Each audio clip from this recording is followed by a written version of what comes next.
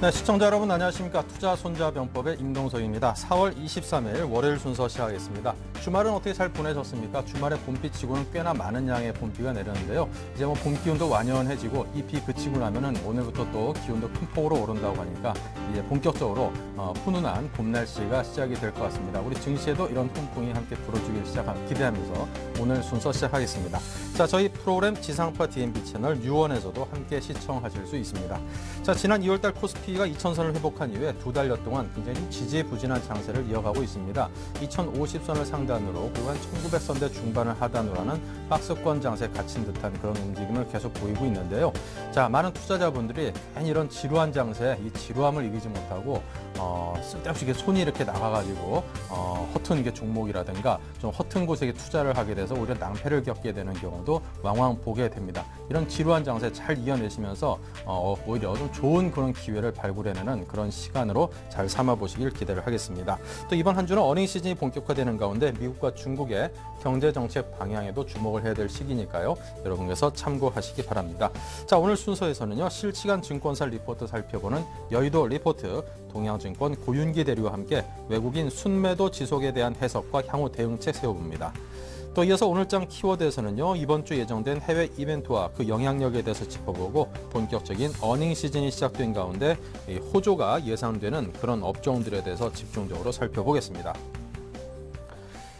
네, 본격적으로 투자 손자병법 일부 순서 시작하겠습니다. 먼저 강정헌 오늘장 시초가를 잡아라 연결하겠습니다. 강정헌 전문가 화상 연결돼 있습니다. 안녕하십니까? 네, 안녕하세요. 네, 지난 금요일 우리 국내 전일장 또 뉴욕 증시 마감 시황부터 정리해 주십시오. 네, 지난 금요일 날 외국인과 기관 그리고 프로그램 매도로 인해서 코스피는 25.2포인트 하락한 1974.65포인트를 기록했습니다. 코스닥이 역시 4.3%포인트 하락하면서 497.56포인트 마감을 했고요. 다시 한번 500포인트를 하회하는 그런 모습을 좀 보였습니다. 현물 시장에서는 개인은 4,150억대 매수를 보였고요. 외국인들은 3,278억, 기관은 1,200억대, 특히 이제 연기금과 투신권 위주의 매도세가 집중되는 그런 모습을 좀 보였고요.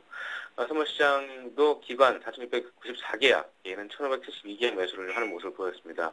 외국인이 프로그램 6,237계약 매도를 하면서 프로그램 차익과 기차익이 많은 그런 모습을 나타났다고 보시면 되겠고요. 외국인은 코스피에서 삼성전기, 호남석유, SK이노베이션, 삼성생명, LG디스플레이를 순매수하는 그런 모습을 보였고요. 코스닥에서는 유메이드, 소리바다, 안철수연구소, 성광밴드, 파라다이스를 매수하는 그런 모습을 보였습니다. 반면 기관은 삼성 SDI와 삼성전자, 현대차, 삼성전기, 기아차를 순매수하는 모습을 보이면서 삼성전자와 자동차 업종 위주의 매수세가 유입되는 그런 모습을 보였고요. 기관은 코스닥에서 시제 오쇼핑, 네테스, 다음, 파라다이스, GS 홈쇼핑을 순매수하는 모습을 보였습니다. 외국인 기관 동시 순매수 종목은 코스피에서는 삼성전기, GS건설, 현대그린푸드를 들 수 있고요. 코스닥은 CJ 오쇼핑, 위메이드, 파라다이스, 소리바다를 동시 순매수하는 그런 모습을 보였습니다. 다른 기관 여기는 동시 순매도한 종목도 살펴봐야 되는데요. LG화학과 현대모비스, LG전자, 현대제철, KB금융을 동시 순매도하는 그런 모습을 보여서 일단 수급적으로 이 종목들을 좀 우리가 좀 관심 있고 또 배제해야 되는 부분도 없지 않으니까 동시 순매도하는 종목도 참고해야 될 것 같고요. 코스닥에서도 센트리온, 아이시드, OCI 머티리얼즈 동시 순매도를 하고 있다는 부분 역시 우리가 참고해야 될 것 같습니다. 지난주 토요일에 미국 시장은 다우지수는 65포인트 상승한 13,029.02의 거래를 마감했습니다. S&P 500 지수도 1.6포인트 상승한 1,378.53포인트를 기록했고요. 한 기술주 중심의 나스닥 지수가 7.1포인트 하락하면서 애플의 주가 하락이 나스닥 지수의 영향을 줬다라고 좀 보시면 되겠습니다. 다우지수는 제네럴 일렉트릭과 마이크로소프트의 실적 호재에 힘입어서 상승을 좀 한 모습을 보였고요. 하지만 유로존 부채 위기에 대한 이런 우려가 상존되어 있기 때문에 상승폭을 좀 제한했다라고 보시면 되겠습니다. 나스닥 지수도 애플의 하락에 역행해서 장 후반에 약세로 돌아선 그런 모습을 좀 보여주고 있고요. 특히 이제 스페인 국채 수익률이 6% 안팎에서 좀 움직이면서 계속적으로 불안한 모습을 좀 보여주고 있는 상황이고, 이 유럽의 어떤 그런 재정 위기는 계속적으로 좀 나고 있는 그런 상황이 아닌가 싶습니다. 이런 부분들 참고하시고요. 애플도 2.4% 또 밀리면서 580달러로 아래로 내려졌는데 지난 그 10일 동안 10% 넘게 하락하는 그런 모습을 좀 보였다라고 보시면 되겠습니다. 원유 시장에서는 서부텍사스산 원유가 70% 상승한 103.05달러에 마감을 했고요. 뭐 유언 자산 그 매입세 강화로 인해서 뉴욕 증시가 상승을 보인 것이 이후에 긍정적인 어떤 재료로 작용했다고 보시면 되겠습니다. 주요 20개국 대표들이 국제통화기금의 그 재원을 4천억 달러 이상 확대한 것에 잠정 합의했다는 소식이 들으면서 유로존 룰도 다소 완화되고 있는 모습을 보여주고 있습니다만 이 미국 시장이라든가 유럽 시장 전국적으로 좀 지루한 어떤 모습들 보이지 않을까 이런 판단을 좀 하고 있습니다. 네, 자 지난주 금요일에는 CJ 오쇼핑을 말씀을 하셨습니다. 그 종목의 흐름이 어땠던가요? CJ 오쇼핑은 뭐 시장 급락했습니다만 1% 상승을 하면서 마감을 했습니다. CJ 오쇼핑은 제가 아까 수급에서 말씀드렸던 것처럼 기관 외국인 동시에 매수를 한 종목을 나타나고 있는데요. 뭐 CJ 오쇼핑이 갑작스럽게 중국 동방 CJ 홈쇼핑 지분 매각으로 인해서 주가가 급락하는 그런 모습을 보였습니다만 이제 좀 하반기 정직한 모습을 좀 보여준 것이 판단되어집니다. 제가 예시한 단기적 목표가 20만 5천 원까지는 뭐 충분히 가능할 것으로 판단되어지고요. 적정 밸류에이션도 30만 원대까지는 좀 제시하고 있는 그런 모습을 좀 보여주고 있어서 일단은 보유 전략으로 제시해드리도록 하겠습니다. 네, 자 오늘 장에 맞는 종목 어떤 종목 발굴하셨습니까? 네, 오늘 아침 시각 공략은 인지 컨트롤스를 제시해드리겠습니다. 이 자동차용 그 엔진 온도 제어 부품 이 시장에서 90%의 시장 점유율을 차지하고 있는 자동차 부품 회사입니다. 특히 이제 과거에 현대 기아차에서 이런 수입하던 그 연료 압력 조절기를 기술 제휴로 국산화하는 데 성공하면서 연간 1,000만 대 이상을 생산을 하고 있는데요. 동사의 주요 부문 엔지니어링 플라스틱 부품 이런 부분들도 국내 시장 35%를 점유하고 있다라고 보시면 되겠습니다. 이 외에도 우량 자회사와 관계회사를 다수 보유하고 있다라고 보시면 되겠고요. 투자 포인트는 두 가지를 둘 수 있는데요. 첫 번째는 우량 자회사와 관계회사의 다수 보유를 둘 수 있습니다. 상당사로는 디스플레이 부품 회사인 인디디스플레이 지분을 보유하고 있고요. 32.16%를 보유하고 있고, 실질적으로 이 인지 컨트롤스와 인디디스플레이는 각각 그 자동차 부품과 전기 부품 회사로서 지지 역할을 하고 있다고 보시면 되겠습니다. 그 외에 그 동사가 12개 종속기업과 4개 관계 투자 기업이 있고요. 인디디스플레이는 지난해 연결 순이익 기준 295억을 기록을 했고, 별도 순이익 기준으로 해서 인디스플레이가 29.5%를 보유한 이 자회사 넥스플러스라든가 임정밀 제조, 이런 옥천전자 이런 그 순이익이 대폭 증가하는 그런 모습을 나타내고 있어서 이런 부분들에 대한 어떤 기대감 있다고 보시면 되겠고요. 두 번째는 저평가 매도를 줄 수 있는데요. 국내 자동차 생산량 증가와 더불어서 이 자회사들의 실적 증가가 좀 늘어나고 있는 모습입니다. 특히 동사가 지난해 매출액과 영업이익, 순이익이 각각 9,700억대와 440억대, 순이익도 400억대를 기록을 했는데요. 올해도 국내 자동차 생산량 증가 전망으로 인해서 자회사들의 실적 호조세가 좀 이어질 것이다라고 전망을 하고 있는 상황입니다. 이런 부분을 투자 포인트 제시해드리겠고요. 올해 예상 EPS가 1,651원인데 지금 인디컨스트롤스는 PER 500가 안 되는 그런 저평가 매트가 있는 그런 상황이라고 보시면 되겠고요. 이 부분을 투자 포인트로 제시해드리도록 하겠습니다. 네, 가격대에 대해서도 함께 잡아주십시오.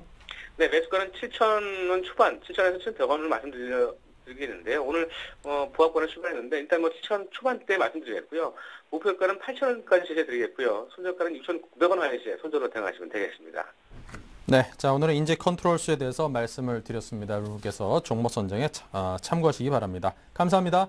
네, 고맙습니다.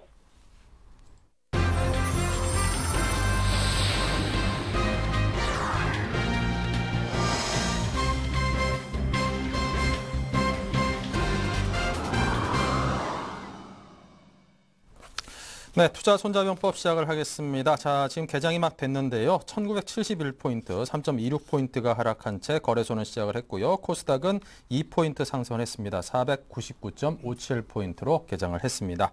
자, 오늘 SNG센터의 정태근 전문가, 우진투자컨설팅 이성규 팀장 두 분을 모셨습니다. 어서 오십시오. 네, 반갑습니다. 네, 먼저 코스피 출발 상황부터 정태근 전문가님께서 짚어드리겠습니다. 네, 지난주 코스피 같은 경우에 1.26% 정도 하락 마감했었는데 오늘 시작도 좀 좋지가 않습니다. 1971포인트, 0.17포인트 정도 하락 출발을 했습니다. 자, 일단은 그 하락 출발하고 난 뒤에 이제 그 추가적으로 하락이 나올지 아니면 반등이 나올지 그리고 추가적으로 본다면은 1970포인트를 지켜줄지 여부 한번 계속해서 좀 체크가 필요하지 않겠나 한번 말씀드려보고 싶고요. 그리고 아울러 지난주 금요일 부담이 됐던 외국인들 현선물 매물 동향에서 추가적으로 매도가 나올지 오늘은 조금은 매수해줄지 그 여부도 조금 참고를 해보신다면은 시장을 참여하시는 데 좀 도움이 되실 것 같습니다. 자, 시가총액 상위 종목들도 한번 좀 살펴보도록 하겠습니다. 자, 시가총액 상위 종목들 같은 경우 전체적으로 일단 파란불이 좀 우세적으로 현재 나타나고 있습니다. 자, 삼성전자가 0.94% 정도 하락, 현대차가 0.59% 정도 하락을 하고 있고요. 그와 반면에 지난주 금요일에 급락을 보였던 LG화학 같은 경우는 0.6% 정도 현재 상승 출발을 하고 있습니다. 포스코도 지금 현재 0.26% 정도 현재 상승 출발을 하고 있고요. 지난주 최대 그 기관들이 많이 매수했던 현대중공업 같은 경우에도 0.96%, 마이너스 1% 정도 현재 하락 출발을 하고 있는 상황이고요. 기아차가 0.25%, 신한지주가 마이너스 0.48%, KB금융 0.45% 정도 현재 하락 출발을 하고 있는 모습이 확인이 되고 있고요. 삼성생명 0.5%, SK하이닉스가 0.7% 정도 현재 상승 출발을 하고 있습니다. 자, LG디스플레이가 0.58%, SK텔레콤이 0.37%, 호남수혜가 장초반 좀 강한 모습을 보여주고 있습니다. 1.7% 정도 현재 상승 출발을 하고 있고요. 오시아도 마찬가지로 지금 현재 1% 정도 현재 강세 출발을 하고 있는 모습이 확인이 되고 있고요. 아침에 그 보험주가 좀 강세를 보이고 있네요. 삼성생명이 지금 현재 0.5% 정도 강세를 보이고 있고요. 삼성화재가 0.2% 정도 현재 강보합권 흐름을 보여주고 있습니다. 삼성중공업, 기업은행, 신세계 같은 경우는 현재 보합권에서 등락을 보여주지 않고 있는 부분이 확인이 되고 있고요. 최근에 흐름이 상당히 괜찮은 NHN 같은 경우도 1.3% 정도 현재 상승 출발을 하고 있고요. 현대건설이 0.27%, 그리고 삼성엔지니어링이 0.67% 현재 하락을 하고 있는데 지난주 금요일에서 건설주가 현재 좋지 못한 모습이 아침 쪽에서 확인이 되고 있습니다. 고려아연이 0.25% 정도 상승 출발, 그리고 KTNG가 0.5%, 대우조선해양이 0.48%, 두산중공업이 0.7% 정도의 상승 출발을 하고 있고요. 삼성카드 그리고 LG생활건강이 1% 안팎의 어떤 하락세 출발을 현재 하고 있는 부분이 확인이 되고 있고요. 그 인터넷 관련주에서 게임주도 좀 괜찮네요. NC소프트가 현재 0.45% 정도 현재 상승 출발을 하고 있고요. 그리고 현대차, 현대차, 기아차는 주가 흐름이 아침 쪽이 좋지 않은데 현대글로비스는 지금 현재 0.7% 정도 상승 출발을 하고 있는 모습들이 확인이 되고 있습니다. 네, 코스피 시장 출발 상황 짚어봤고요. 다음은 코스닥입니다. 이성규 팀장이십니다. 네, 현재 코스닥 지수 같은 경우는 0.44% 상승하면서 499.74선에서 진행되고 있는 모습입니다. 일단 500선대의 그 심리적 저항대가 좀 다다르면서 상승 탄력이 거기서부터 늘어나지 않는 모습이다라고 이렇게 볼 수가 있겠고요.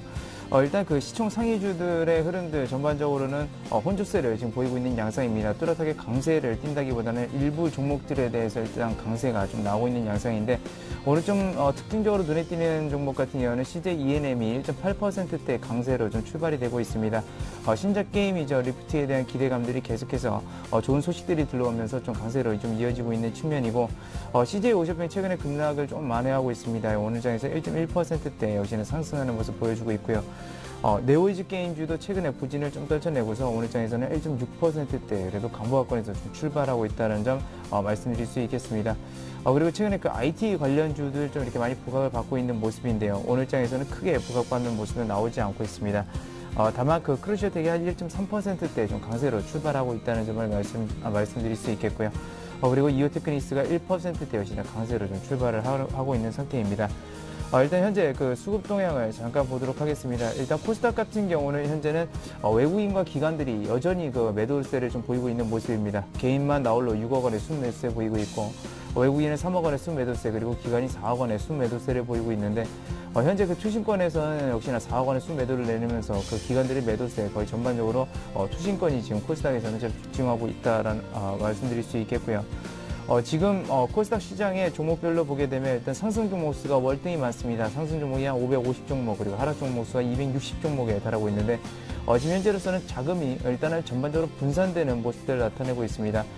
특히나 오늘 장에서 좀 가장 강한 섹터라고 볼 수 있는 정보기기와 그리고 금속 소프트웨어 업종들은 대부분 상승 종목수가 월등히 많은 관계로 올라가는 모습 보이면서 대략적으로 0.8%에서 0.9%대의 상승 흐름을 보이면서 전반적인 코스닥 시장의 안정적인 장세를 좀 만들어내고 있다라고 이렇게 볼 수가 있겠습니다. 네, 이렇게 해서 양시장의 출발 상황을 짚어봤고요. 계속해서 외환과 채권 시장의 동향입니다. 한양증권 리서치센터 전소영 연구원입니다. 안녕하세요. 네, 안녕하세요. 네, 먼저 외환 시장부터 짚어주십시오. 네, 오늘 달러 환율 전일 대비 40전 하락한 1139원에 거래가 출발하고 있습니다.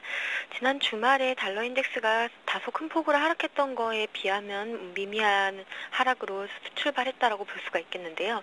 지난 주말에 독일의 이프 지수와 영국의 소매 판매 지수가 의외의 호조세를 보이면서 유로화가 원빅 가까이 상승하는 흐름을 보였습니다. 또한 IMF 재원 확대 소식에 유로존 우려가 조금 감소했다라는 이런 요소들도 달러 인덱스의 하락 그리고 유로화의 상승 요소로 작용을 했습니다. 이번 주 같은 경우는 FOMC와 BOJ 통화 정책회의가 예정이 되어 있는데요. 일단 FOMC에서의 경기 관점에 대한 평가가 좀 주목할 필요가 있을 것 같습니다. 지난달 FOMC에서는 경기 관점에 대해서 상당히 다소 낙관적으로 표현을 했는데요. 그 이후에 발표되었던 미국의 경제 지표들이 좀 안 좋게 나오면서 이번 달에 어떤 식으로 선회할지 이런 부분들 좀 주목하실 그런 필요가 있을 것 같습니다. 오늘 같은 경우는 달러니 인덱스 하락에도 불구하고 아무래도 이제 FOMC 관망세로 큰 변동성을 보이기는 조금 어려울 것으로 예상이 되고 있고요. 수급적으로도 외국인이 6거래일 연속 주식 순매도로 지금 나서고 있기 때문에 이런 부분들도 수급상으로 환율 상승을 야기하는 재료이기 때문에 아무래도 제한적인 등락이 이어질 것으로 예상이 됩니다. 네. 자, 그럼 외환시장에 이어서 이번엔 채권시장의 흐름은 어떤지 상세히 짚어주시기 바랍니다. 네, 채권 시장은 주식이 지금 상승 반전이 되면서 소폭 하락하고 있는 모습입니다. 국채 선물은 전일 대비 1틱 하락한 104.15의 거래가 시작된 이후에 지금 한 3틱 정도 하락하면서 나타나고 있는 모습입니다. 채권 금리 같은 경우는 3년물 기준으로 3.45% 수준에서 일시적으로 바닥을 확인하고 약세로 반등하는 국면에 있다라는 판단입니다. 지난 주말에 한국은행은 가계부채 위험성에 대해서 이제 보고서를 냈는데요. 아무래도 수출에 대한 기여도가 올해는 많이 낮아질 만큼 내수 부양에 더욱더 힘을 쓸 수밖에 없는 상황입니다. 따라서 장기적으로 채권이 약세가 되는 것은 아무래도 내수 부양을 위해서 좀 채권을 매수하는 기회로 삼는 것이 좀 바람직할 것으로 예상이 됩니다. 정부에서도 아무래도 한국은행과 마찬가지로 계속해서 내수 부양 쪽에 조금 더 무게를 실을 가능성이 있기 때문에 하반기에 여전히 기준금리 인하 가능성에 무게를 두고 있는 상황이고요. 이 상반기까지는 다소 채권시장이 약세로 돌아선다 하더라도 전반적으로 봤을 때는 여전히 채권시장은 강세장이라는 그런 기조에는 변함이 없을 것 같습니다. 네, 지금까지 외환과 채권시장의 흐름을 짚어봤습니다. 전소영 연구원이었습니다. 감사합니다. 네, 감사합니다. 네, 계속해서 여의도 리포트 김보람 아나운서 연결합니다. 네, 안녕하세요. 여의도 리포트의 김보람입니다. 먼저 이 시각 증권사 리포트 내용 간단하게 짚어보겠습니다. 네, 먼저 우리투자증권은 다시 분기점에 선 주식시장이라고 하고요. 신한금융투자는 지금은 인내가 필요한 때라고 지적했습니다. 삼성증권은 코스피 하방 지지력 아직은 튼튼하다고 하고요. 한국투자증권에서는 화학 너 왜 그래 이렇게 내용을 뽑았는데요. 지난주 LG화학의 실적 쇼크가 화학업종 전반의 하락을 이끌었었죠. 마지막으로 동양증권에서는 외국인 순매도에 대한 해석과 판단이라고 리포트를 뽑았습니다. 이 가운데 우리투자증권부터 자세하게 살펴보겠습니다. 코스피가 미국 경제지표 부진과 스페인에 대한 우려감 등으로 조정 흐름이 연장되고 있지만 그 영향력은 단기에 그칠 것으로 판단했습니다. 무엇보다 올해 2월 이후 중국, 인도, 브라질을 비롯한 이머징 국가들의 경기 부양책 발표가 잇따르고 있다는 점이 글로벌 경기의 긍정적 모멘텀이라고 지적했는데요. 하지만 당분간 주가 양극화와 변동성 흐름을 피해가기는 어렵기 때문에 이를 위해 차별적인 실적 개선세를 보이는 주도주 중심의 대응 전략을 추천했습니다. 관심 업종으로는 IT 하드웨어, 반도체, 디스플레이를 추천했네요. 이어서 신한금융투자입니다. 지금은 인내가 필요한 때라고 하는데요. 코스피가 2000선을 하회한 상황에서 이번 주도 모호한 시장 상황이 지속될 것으로 예상했습니다. 또한 이번 주는 1950선에서 2050선 사이의 변동성 확대를 대비할 필요가 있다고 지적했는데요. 향후 미국의 경제 지표도 둔화될 양상이 보입니다. 장기적으로 글로벌 경기는 회복 기조에 진입하겠지만 지난주 미국의 경제 지표는 둔화됐기 때문인데요. 중기적으로 1950 이하에서 매수 접근이 유효하며 모멘텀 확보에 좀 더 시간이 필요하기 때문에 제한적인 접근이 바람직하다고 권고했습니다. 이어서 삼성증권은 코스피 하방 지지력 아직은 튼튼하다라고 하는데요. 코스피의 박스권 하향 이탈 우려가 제기되고 있는 상황입니다. 하지만 한국과 글로벌 경기는 1분기를 저점으로 완만한 회복세를 보일 전망이라고 지적했는데요. 하반기로 갈수록 경기 모멘텀이 강해질 것이며 국내 기업들의 실적 또한 견조한 진가세를 지속할 것으로 예상되기 때문에 긍정적인 상황이라고 평가했습니다. 하지만 추세적 약세를 유발할 만한 펀더멘털상의 변화가 관찰되지 않고 있는 상황에서 지금은 추가 상승 모멘텀이 부재한 상황이기 때문에 바닥을 다지는 과정이 당분간 지속될 것이라고 봤는데요. 따라서 박스권을 염두에 둔 트레이딩 전략을 지속하되 실적 모멘텀이 뛰어난 IT, 자동차, 건설 등의 업종에 주목해보자고 추천했습니다. 이어서 한국투자증권입니다. 지난주 LG화학의 실적 쇼크가 화학업종 전반의 하락을 이끌었는데요. 화학업종은 1분기 내내 실적 추정치가 하향 조정됐음에도 하향 조정된 컨센서스마저 충족시키지 못하는 부진한 실적을 내놨습니다. 결국 화학업종에서 중요한 포인트는 향후 실적 개선 여부가 될 텐데요. 1분기를 저점으로 설비 증설, 6월 유리판 양산, 납사 가격 하락, 중국 경기 회복 등을 이유로 하반기 실적 회복에 대한 기대가 높아지고 있다고 평가했습니다. 네, 이어서 동양증권 골드센터 목동점의 고윤기 대리 전화 연결해서 동양증권 리포트 내용 좀 더 자세하게 알아보겠습니다. 안녕하세요. 네, 안녕하십니까. 네, 국내 시장 외국인들의 매도가 이어지고 있습니다. 동양증권에서는 이를 어떻게 해석하고 있습니까? 네, 4월 9일 이후에 외국인 순매도 의 기조가 유지되고 있는 상황인데요. 4월 9일에서 4월 20일까지 외국인 순매도 규모는 1조 4천억 수준이기 때문에 이 규모에 대해서 지금 우려가 확산되고 있는 상황입니다. 지난해 12월에 22회 LTRO 실행 이후에 외국인 매매 패턴을 보면 2011년 12월 21일부터 2012년 2월 29일까지 외국인 투자가는 국내 유가증권 시장에서 11조 2천억을 순매수를 기록을 했습니다. 이 기간 동안 외국인 투자자의 순매수 규모가 컸던 업종과 시가총액 상위 업종은 유사한 모습을 보이면서 소수 종목에 집중한 현상을 보였는데요. 이런 과정에서 외국인 내 포트폴리오 내 전기전자 업종 비중이 수익률 차별화 현상 때문에 상대적으로 크게 확대가 되면서 전기전자 업종에 대한 차익 실현 욕구가 지금 커진 상황입니다. 이로 인해서 지금 3월 이후에 외국인 순매수 패턴 변화가 발생하였는데요. 3월 2일부터 4월 6일까지 외국인 투자가들이 1조 원 순매수를 기록은 했지만 업종에 대한 어떤 편의 현상이 극단적으로 나타냈던 구간입니다. 4월 9일부터 4월 20일까지 외국인 투자가 국내 유가증권에서 1조 4천억 정도를 순매도를 했는데요. 유통, 증권과 같은 일부 내수 업종을 제외하고는 대부분 업종에서 순매도를 기록을 했습니다. 다만 최근 외국인 매도가 특정 업종인 전기전자만 집중되어 있다는 점을 고려를 한다면 아직 현재는 본격적인 외국인 이탈 시그널로 확대 해석하기에는 시기상조인 것 같습니다. 지금 시점은 미국 경기 모멘텀 하락 전환 이후에 전기전자 업종에 대한 차익 실현 욕구가 강하게 실현되고 있는 시점이라고 판단하고 있습니다. 국내 증시에서 외국인 투자자들의 어떤 본격적인 이탈 시그널은 다음과 같은 세 가지로 말씀드릴 수가 있겠는데요.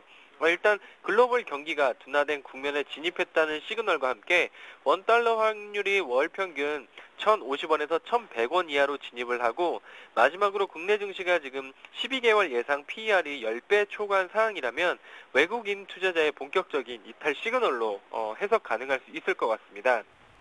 네, 결론적으로 네. 말씀드리면 외국인의 매도는 일부 업종을 중심으로 한 차익 실현의 성격이 짙은 상황이고요. 현재 상황을 놓고 본다면 아직은 본격적인 이탈로 보여지지 않습니다. 네, 그렇다면 동양증권에서는 IT 업종에 대해서 지금 투자하는 것 바람직하지 않다고 보시겠네요. 네, 지금 현재 외국인이 어느 정도 IT 업종에 대한 주가 상승이 꾸준하게 올라졌다가 지금 차익 실현되는 그런 모습을 보이고 있는 상황이고요. 대장주인 삼성전자 같은 경우에도 150만 원대의 고점을 찍고 나서 지금 하향 점을 감안을 한다면 아직은 투자하기에는 조금 시기상조가 아닐까 이렇게 판단하고 있습니다. 네, 알겠습니다. 말씀 잘 들었습니다. 고맙습니다. 네, 감사합니다. 지금까지 여의도 리포트였습니다.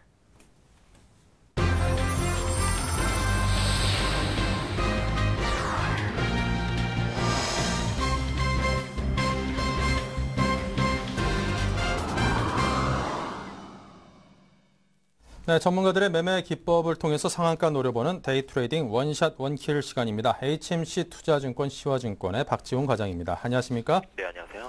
네, 오늘 양시장이 지금 현재 상승하고 있습니다. 거래소 1포인트, 코스닥 2포인트 크진 않습니다만 어쨌건 상승이라서 기분이 좋은데요. 자, 오늘 어떤 종목에 대해서 준비하셨습니까? 예, 오늘은 IM이라는 종목을 좀 가지고 와봤는데요. 네, 이 종목은 지금 시가총액이 일단은 현재 한 1,400억 정도의 거래대가 되고 있고요. 이 회사는 굳이 따지자면 이제 광픽업 모듈 세계 1위 업체다 이렇게 이해하시면 될 것 같고, 일단 오늘 제가 이 종목을 가지고 오게 된 그 포인트는 결국에는 애플 아이폰 5가 출시가 좀 늦어지면서 결국 갤럭시 3에 좀 집중할 수 있는 그런 환경이 좀 형성되지 않았냐라는 생각이 들고요. 금일 일단 한 1.9% 정도 상승해서 출발하고 있고 지금 7,690원에 지금 거래가 되고 있는데 일단 기본적으로 간단하게 이 회사만 간단하게 말씀드리면 올 3월입니다. 800만 화소 카메라 모듈형 오토포커스 액추에이터가 지금 드디어 양산을 시작했기 때문에 아마 삼성 측이라든지 국제 대기업에서도 이 소위 말해서 공급 부족에 있는 이 800만 화소급 이 카메라 모듈 수급에 어려움을 겪으면서 이 IM에 좀 집중을 하고 있고 수주가 늘어날 가능성이 크다라고 볼 수 있을 것 같아요. 지금 전고점이 한 8,820원 정도 거래되고 있다가 코스닥 시장이 붕괴가 되면서 다소 좀 소위 말해서 시장이 상당히 슬림해졌고 가격 조정이 일단락되면서 7,000원 찍고서 다시 반등하는 그런 모습에 지금 형성되고 있는 부분입니다. 다만 이제 이 회사 보면 이제 현재 수급이 아직까지는 세게 들어오고 있지는 않아요. 최근에 투신권이 사다가 시장이 불안하면서 다시 매수에 대해서 스톱을 하는 상황인데 충분히 모멘텀은 충분하다라고 볼 수 있을 것 같고 기본적인 밸류만 따지더라도 올해 단기 순이익 측면에서만 보더라도 200억대가 나올 수 있기 때문에 아까 말씀드렸던 시가총액 1,400억이다. 그러면 충분히 롱텀으로 가져가셔도 총 무리가 없다는 생각입니다. 다만 7,000원에서 단기 좀 7,700원까지 한 700원까지 지금 올라왔는 반등했던 부분이 있지만 눌렸을 때 매수하는 전략이 좀 좋았지만 이제 시장에서는 좀 매수가 좀 들어오고 있는 부분입니다. 그래서 가급적이면 7,600원 밑에서 좀 매수하고 싶은 생각이고 1차적으로는 오늘 한 7,760원까지 좀 제시를 했는데 충분히 그거는 달성할 가능성이 크다라고 볼 수 있을 것 같고요. 그렇다면 한 8,000원 라인대까지도 기대를 해봐도 되지 않겠나 싶습니다.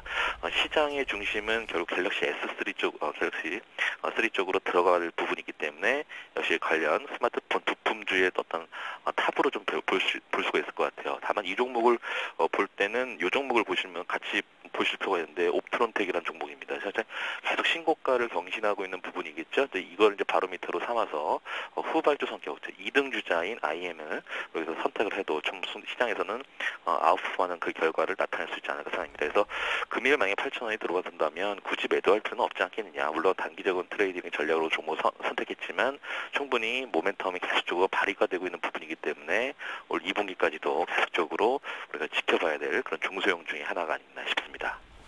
네, 자 오늘 IM에 대해서 여러분께 추천을 드렸습니다. 가격대까지 상세하게 말씀드렸으니까요. 잘 참고해 보시기 바랍니다. 오늘 말씀 감사합니다. 네, 감사합니다.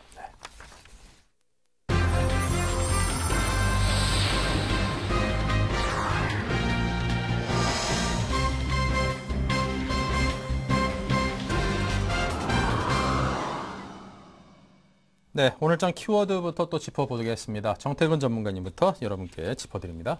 네. 이번 주 같은 경우에 일단 지난주 금요일부터 조금 말씀드려보자면 지난주 금요일 같은 경우에 다우지수와 미국 증시 상당히 좀 아쉬운 부분들이 연출이 됐었습니다. 어떤 기업 실적 호조라든지 그리고 IMF에서 4,300억 정도, 4,300달러 정도 어떤 재원 마련에 대한 어떤 확충이 결정이 되게 되면서 상당히 호재가 됐었는데 자국 후반 쪽에서 아무래도 힘이 좀 빠졌습니다. 그래서 이런 부분들이 지난주에 있었던 호재보다는 이번 주에 있을 만한 어떤 변수들에 대해서 조금 시장이 집중을 하는 것이 아닌가 좀 생각을 하고 있고요. 그래서 오늘 키워드 같은 경우에 이렇게 조금 이번 주 조금 문제가 되셨을 만한 그런 키워드를 한번 꼽아봤습니다. 아무래도 오늘 저녁에 우리나라 시간이죠. 우리나라 시간으로 오늘 저녁에 예정된 프랑스 대선이라든지 그리고 25일날 예정된 FOMC 그리고 중국에서 발표된 HSBC PMI 정도가 상당히 좀 중요하지 않겠나 좀 생각을 하고 있습니다. 그 외에 아무래도 그 삼성전자 실적이라든지 애플의 실적도 중요하겠지만요. 그래서 먼저 프랑스 대선을 조금 말씀드려 보자면은 참 이제는 그 우리나라 대선뿐만 아니라 어떤 미국 그리고 이제는 프랑스까지 대선에 신경을 써야 되는 그런 국면까지 왔습니다. 자, 아무래도 지금 현재 오늘 저녁 1차 투표가 좀 예정이 돼 있는데, 1차 투표가 중요한 것이 아니라 지금 현재 4회당 후보인 프랑스 올랑드 후보가 대통령으로 당선이 될 가능성이 상당히 크다는 부분입니다. 근데, 이 올랑드 후보가 대선이 됐을 경우에 지금 현재 문제가 될 수 있는 부분이 지금에서 계속해서 시장에 문제가 될 수 있는 만한 어떤 언급이 계속해서 나오기 때문입니다. 프랑스 그리고 독일이 중심으로 해서 신재정 협약이란 그런 어떤 긴축에 대한 어떤 그리고 유럽 재정 위기의 어떤 방어벽을 마련했는데 여기에 어떤 재논의가 필요하다는 그런 얘기를 하고 있기 때문에 조금 시장에서 좀 우려스러운 반응이 좀 나오고 있습니다. 자, 올랑드 후보 같은 경우에 신재정 협약 때문에 어떤 강력한 긴축이죠. 강력한 긴축 그런 부분들 때문에 유럽의 어떤 성장 그리고 나아가서 프랑스의 어떤 성장도 지금 저해하고 있다는 판단을 하고 있는 것 같습니다. 그래서 이런 성장 쪽으로 유럽에 대한 성장이라든지 프랑스가 좀 성장을 나아가기 위해서는 이런 강력한 긴축을 조금 완화할 필요가 있다. 이렇게 좀 그 표현을 하는 것 같고요. 그래서 어쨌든 이 신재정 협약이 다시 한번 재논의가 되면서 이런 방화벽이 깨질 가능성에 대한 부분들에 조금 시장이 염려를 하는 것 같습니다. 그래서 이런 부분들이 조금 그 올랑드 후보가 조금 언급을 아무래도 사르코지 대통령이 다시 한번 재선이 되는 게 가장 좋겠죠. 하지만 만약에 올랑드 후보가 됐을 경우에 이런 재정 협약에 대한 우려가 될 수 있을 만한 그런 발언들을 조금 자제하는 그런 정책들이 좀 나왔으면 좋을 것 같고요. 그래서 한 가지 좀 긍정적인 부분은 보통 프랑스 같은 경우 프랑스뿐만 아니라 유럽 쪽 같은 경우 좌파 정권 같은 경우에 조금 성장 법안은 분배 쪽으로 많이 그 정책적으로 우선을 삼는 게 많습니다. 근데 이번에 올랑드 후보 같은 경우는 아무래도 시장이 너무나 좋지 않고 있고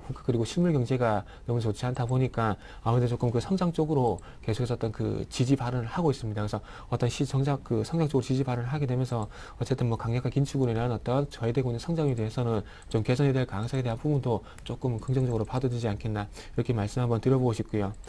그리고 FOMC 회의 같은 경우에 계속해서 그 3차 부양책에 대한 그런 기대감을 좀 많이 하는 것 같습니다. 근데 지난 3월달 같은 경우에 기존의 저금리 기조를 계속 유지를 하겠다. 그리고 주택 고용지표 뭐 좋지 않은 뭐 아직까지 뭐 좋지 않다. 그리고 어떤 부분을 또 봐야 되겠냐면은 이런 어쨌든 미국 경제가 빠르게 개선되는 것은 아니지만은 어쨌든 완만하게 어쨌든 성장세가 이어지고 있다는 부분들을 상당히 긍정적으로 평가를 했습니다. 근데 이런 세 가지 요인들이 이번 4월 달에도 크게 달라지겠나 그런 저는 생각을 하고 있거든요. 그래서 이렇게 제가 보는 게 크게 바뀔 가능성은 좀 없을 것 같습니다. 하지만 조금 시장에서 기대하는 부분이 업그레이드된 어떤 경제 전망이라든지 그리고 기준금리에 대한 어떤 전망에 대한 부분도 조금 키포인트를 좀 맞추고 있는데 어쨌든 뭐 결론적으로 말씀드려보자면 제가 보기엔 3차 부양책에 대한 언급은 안 나올 가능성이 클 것 같습니다. 세 번째까지 부양책이 나온다는 그런 부분들이 어떻게 본다면은 정책적인 효과를 위해서라도 어떤 언급을 하지 않고 불시적으로 중국의 어떤 지준율이 불시적으로 인하를 하듯이 3차 부양책도 불시적으로 나올 가능성이 좀 있을 것 같습니다. 그래서 마지막으로 이런 부분들이 말 그대로 정책 효과, 이런 3차 부양책에 대한 어떤 정책을 실시했을 때 이런 부분들 효과를 극대화를 시키기 위해서 시장이 전혀 예상치 못한 포인트에서 좀 나와야 되기 때문에 제가 보기 힌트를 주지 않을 것 같습니다. 근데 만약 힌트를 주게 된다면은 시장에서 이미 여기에 대한 포지션을 다 잡을 것이고요. 그렇다면은 이런 포지션을 다 잡고 있고 시장에서 예상된 정책이 나왔을 경우는 정책 효과가 상당히 미미한 경우가 많았기 때문에 너무 큰 기대는 하지 말자 좀 말씀 한번 드려보고 싶고요. 그리고 최근에 중국이 지진율 인하에 대한 어떤 강력한 언급이 나왔습니다. 강력한 언급이 나왔는데 공교롭게도 지금 그런 시점에서 지금 현재 중국의 4월달 HSBC PMI 발표가 현재 예상이 되어 있습니다.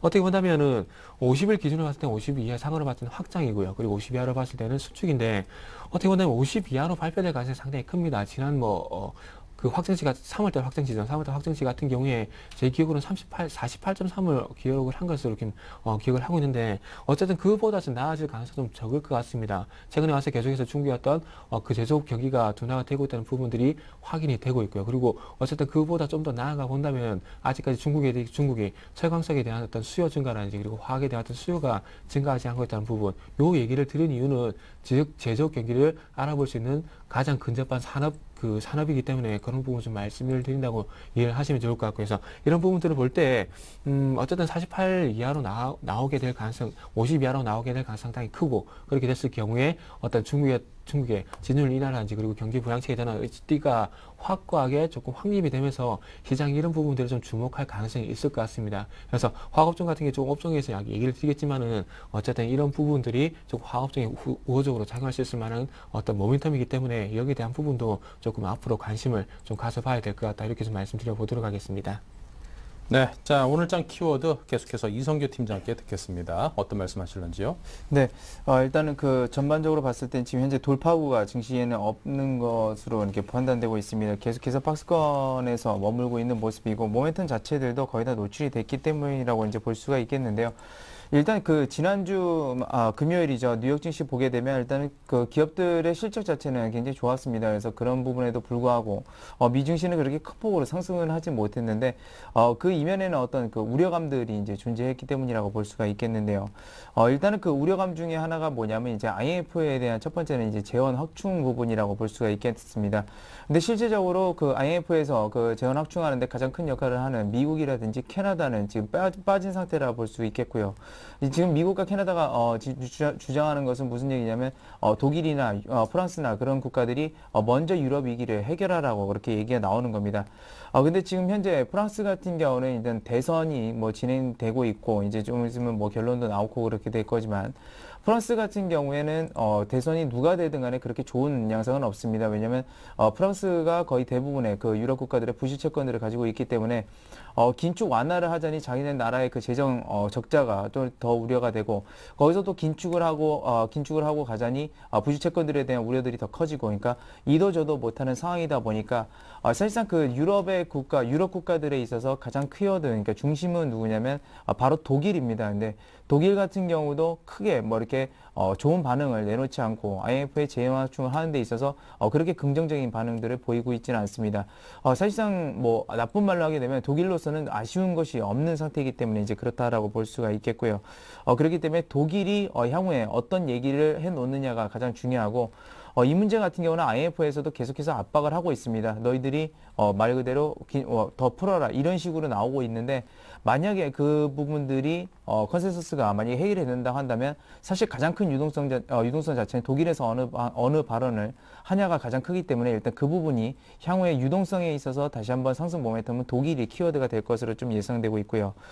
그렇기 때문에 현재는 독일이 그런 발언을 하지는 않는 이상 그 외의 여타 국가들이 어떤 좋은 얘기가 나온다 하더라도 지금 같은 장세와 마찬가지일 겁니다. 계속해서 박스권에서 머물 것으로 좀 예상이 되고 있고 지금 한 가지 또 빠른 시일 내에 유럽 국가들이 해결책을 내놔야 되는 이유 중 하나는 기사에 나왔죠. 네덜란드 같은 경우도 지금 현재 신용등급 강등에 대한 그 우려감들이 좀 불거지고 있는 측면입니다. 그것이 뭐 크게 어떤 뭐 재정 긴축 합의라든지 이런 부분들이 우려를 하는 것이 아니라 가장 중요한 것은 뭐냐면 그런 우량한 국가들까지도 신용등급 강등 우려가 있다라는 것이죠. 근데 이것들은 역으로 돌려놓고 보게 되면 독일에게 빨리 너희가 유동성을 더 풀어라 이런 식으로 압박하는 걸로 지금 보이고 있습니다. 그래서 역시나 키워드 자체는 독일로 좀 움직이고 있다는 걸 말씀드릴 수 있겠고요. 그렇기 때문에 코스피 지수 같은 경우는 기존의 박스권에서 크게 이탈되지는 않을 것으로 좀 예상이 되고 있습니다. 일단 1950선에서 2050선의 큰 박스권 틀에서 계속해서 움직일 것으로 예상되고 있으니까 일단 그런 점들 좀 참고를 하셨으면 좋겠고요.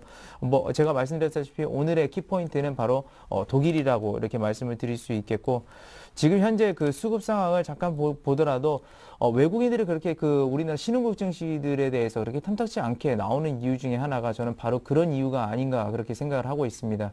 그렇기 때문에 그런 점들도 또한 참고하셔서 외국인들이 그 시점과 같이 돌아오는지가 증시에 상승할 수 있는 그런 어떤 시발점이 될 것이다라고 이렇게 간략하게 설명을 드릴 수가 있겠습니다. 네, 자 이렇게 해서 양쪽의 전문가로부터 오늘장 키워드를 짚어봤습니다. 오늘 시장 흐름이 뭐 그다지 나쁘지 않으니까요. 엎치락 뒤치락 하긴 합니다만 1%대 내에서 왔다 갔다 하고 있는 양상입니다. 업종별 투자 전략 짜보죠. 정태근 전문가입니다. 네, 일단 먼저 뭐 결론부터 좀 말씀드려보자면은 이번 주도 조금은 관망이 좀 필요하지 않겠는 생각을 하고 있습니다. 이 부분은 뭐 대부분의 개인 투자자들께 좀 권유를 하고 싶다고 좀 말씀드려보고 싶고요. 자, 일단 지난주에 외국인들 그리고 기관들의 어떤 매매 동향을 좀 봐야 될 것 같은데 지난주 같은 경우 외국인들이 산 업종은 없습니다. 산 업종은 없고 IT 같은 경우에 뭐 5천억 가까운 4,992억 정도 매도가 나왔고요. 그리고 운수 장비 같은 경우도 자동차 그리고 조선적으로 동반적인 매도를 하게 되면서 1,900억, 화학 업종이 1,053억 정도 현재 매도가 나왔습니다. 제가 매주 이렇게 그 매매 동향을 짚어주는 이유는 딴 게 없습니다. 외국인들이 지난주에 만약에 샀으면은 그 지난주로 매매가 끝나는 것은 아닙니다. 거기에 대한 연속성이 계속해서 연출이 되기 때문에 제가 계속해서 짚어드린다고 좀 이해를 하시면 좋을 것 같아요. 그래서 어쨌든 지난주 같은 경우도 외국인들이 매수한 업종이 없죠. 그렇다면은 이번 주도 마찬가지로 어떤 그 시장이 어떤 폭탄이 될 만한 호재가 만약에 그 업종에 호재가 될 만한 부분은 없다면은 다시 한번 매수한 업종은 없다고 좀 봐야 될 것 같습니다. 그렇다면 지난주에서 이번 주도 마찬가지로 매도세가 이어질 가능성이 있다. 이런 부분을 상기하셨으면 좋을 것 같고요.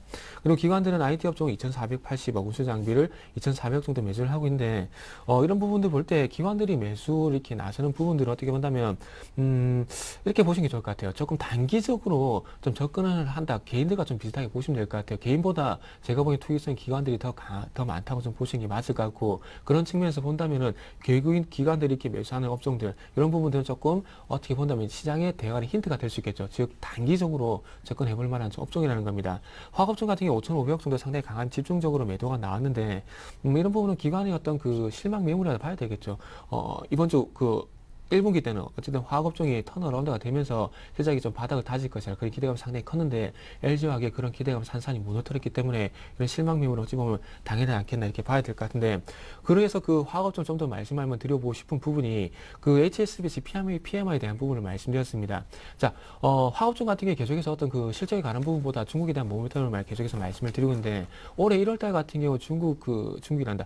그 화학업종이 계속해서 화학업종이 좀 그래도 반등을 줬던 이유가 중국 양해에 대한 기대감이었죠. 근데 중국 양해가 중요한 것이 아니라 중국 양해에서 어떻게 본다면 시장에 좀 우호적인 정책이 나와줄 수 있을 것이다. 근데 그런 우호적인 정책들이 화학업종, 철강업종에서 고우호적으로 작용할 수 있는 정책일 것이다. 그런 기대감 때문에 올라갔다는 겁니다. 그런 기대감이 나오게 된다면 실제로 정책이 연결이 되고 거기에 대한 어떤 그 실적이 바닥을 다질 수 있는 여건이 그리고 그 어떤 기대감을 작용할 수 있겠는데 중국 양에서 어떤 그런 모멘텀을 해줄 수 있는 방법이 전혀 안 나왔죠. 그렇다 보니까 주가는 꺾여버리고 그리고 1분기 실적은 당연히 안 좋게 나올 수밖에 없고 이런 부분이 연결고리가 있다는 겁니다. 그렇기 때문에 지금 어쨌든 화학업종 같은 경우에 뭐 마지막으로 정리를 해보자면은 부진한 실적은 어떻게 보면 당연하게 좀 봐야 될 것 같고요. 중국에서 어떤 화학업종에 폭탄이 될 만한 어떤 모멘텀이 나오지 않는 이상 아직까지는 조금 힘들 것 같습니다. 그래서 화학업종 같은 경우 기관의 실망 매물, 기관이 팔고 있는데 굳이 매수할 이유는 없다고 판단이 되고 있고 그렇기 때문에 좀 접근을 자제를 하시면서 지금 어쨌든 하반기성에 대한 부분이 다시 한번 필요한 구간이다. 이런 부분을 말씀드려보고 싶고 철강업종도 연결선상에서 보면은 마찬가지로 좀 말씀 한번 드려보고 싶습니다.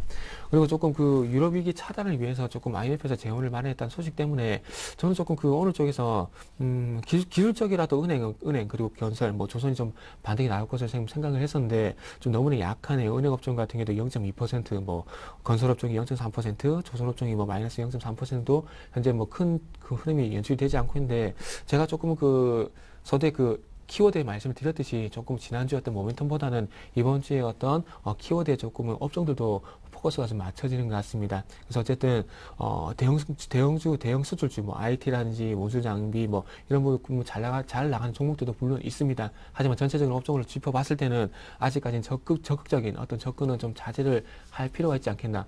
아무래도 이번 주까지는 조금 관망의 자세, 적극적인 어떤 접근은 좀 자제를 하자 이렇게 좀 말씀 한번 드려보면서 마무리를 하도록 하겠습니다. 네, 자 업종별 투자 전략 전태근 전문가께서 짚어드렸고요. 계속해서 이성규 팀장의 업종별 투자 전략입니다.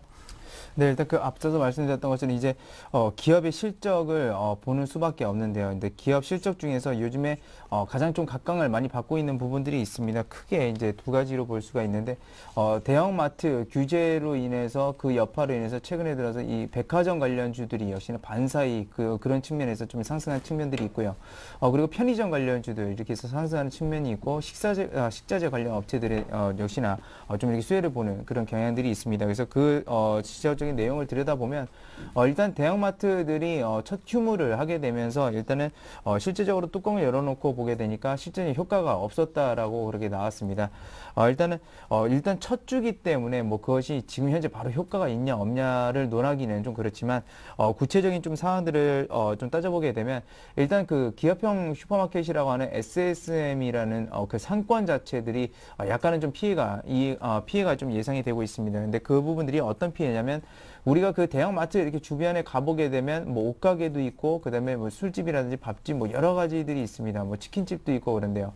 그런 쪽에서 오히려 그 상권 자체가 좀 이렇게 죽어가는 그런 경향들이 좀 나타날 수 있다라는 점, 그런 점들을 좀 말씀드릴 수 있겠고, 그래서 대형마트 주변에 좀 밀집되어 있는 그 상권들 그 위주로는 약간은 좀 부정적인 전망들이 좀 나오고 있다라는 점 좀 말씀을 드릴 수가 있겠습니다.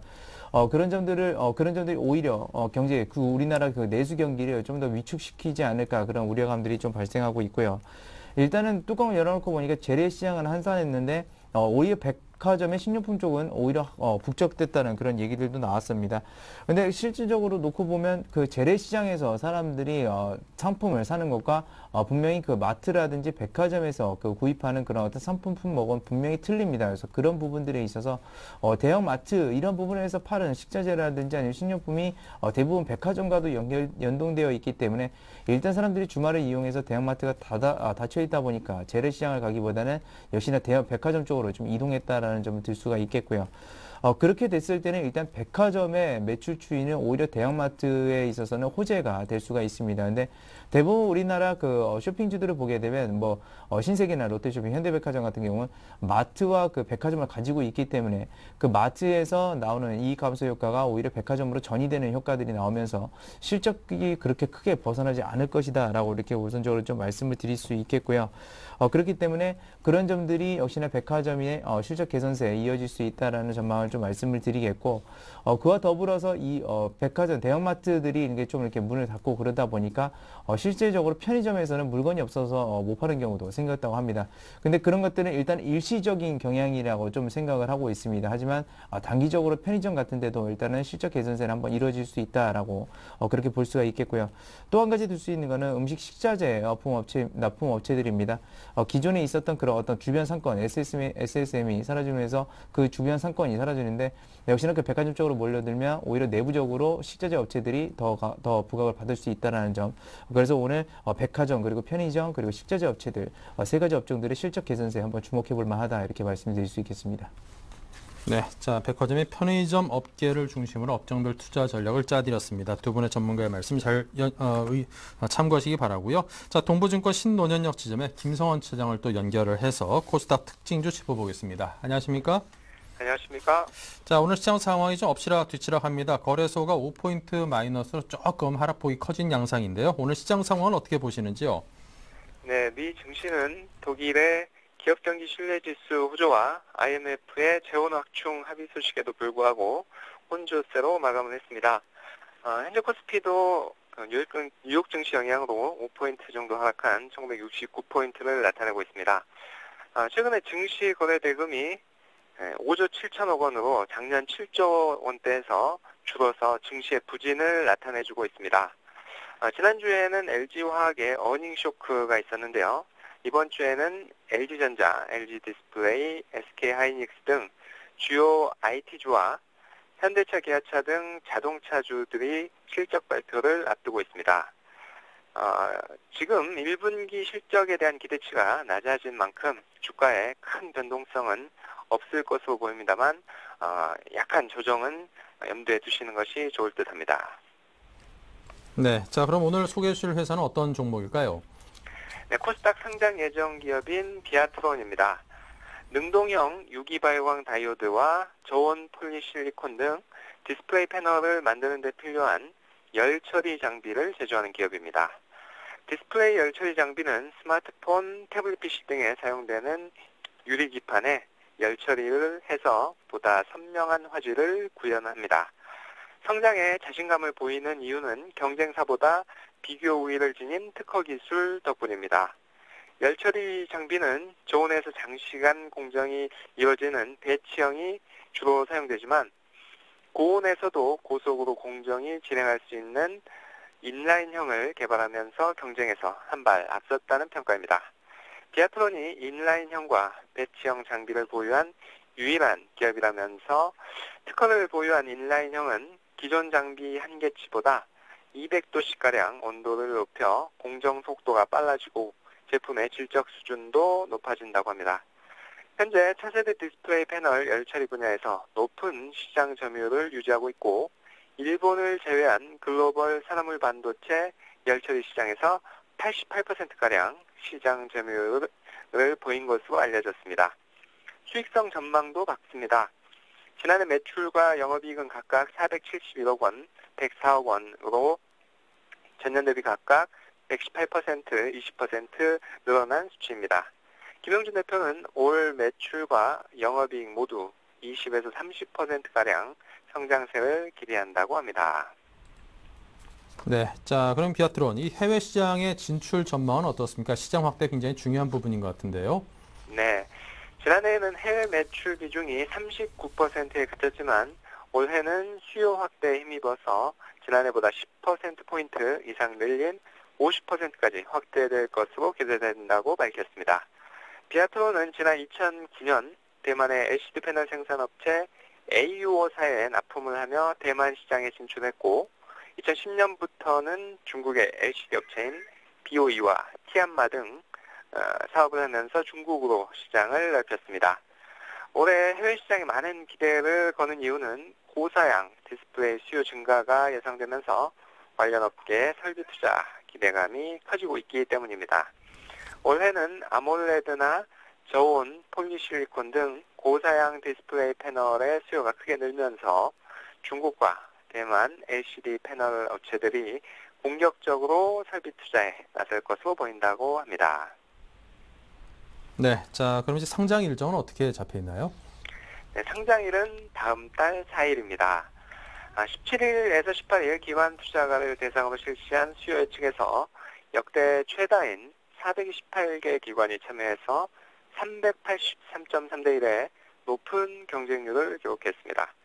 오는 25일과 26일에는 코스닥 시장 상장을 위한 공모주 청약을 진행하기로 되어 있습니다.